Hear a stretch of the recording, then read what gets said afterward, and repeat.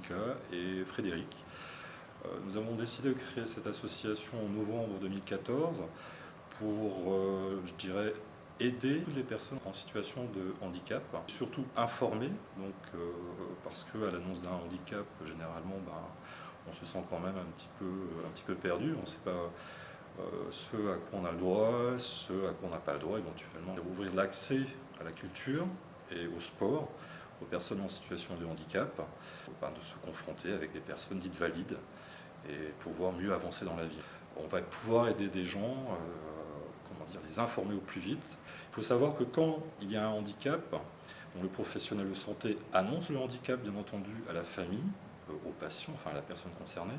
Et c'est vrai que la médecine peut être un petit peu déstabilisée, parce que la médecine a d'abord pour devoir de soigner et de guérir finalement.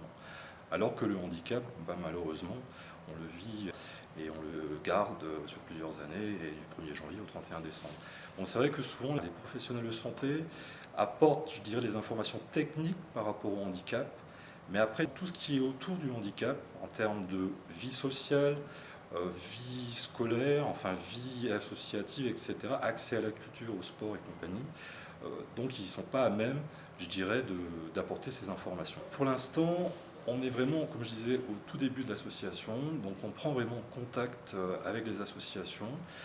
Et là, pour l'instant, en ce qui concerne le sport, donc on a rencontré quelques personnes en relation avec le sport. Et c'est bien sûr ce que nous faisons ce soir, à savoir informer également les personnes, je dirais, dites valides, ou les personnes qui ne connaissent pas un handicap, donc pour que le handicap soit, je dirais, dédramatisé et dédiabolisé, parce que le handicap, c'est pas une fin en soi, en fait. Dans le quotidien des gens, une personne en situation de handicap, c'est une personne qui est en fauteuil roulant, c'est une personne qui est aveugle avec une canne blanche, mais il y a également justement les handicaps dits non visibles, et sur lesquels donc, on se concentre, et sur lesquels donc, on a déjà commencé à les présenter. D'ailleurs, le premier thème, c'était la dyslexie, donc un handicap qui est non visible. Ce soir, donc, c'est le TADA, qui n'est pas encore considéré comme un handicap, mais qui le sera certainement prochainement. Et donc il y en a d'autres. On essaie d'ouvrir le champ à tous les handicaps, et surtout aux handicaps non visibles.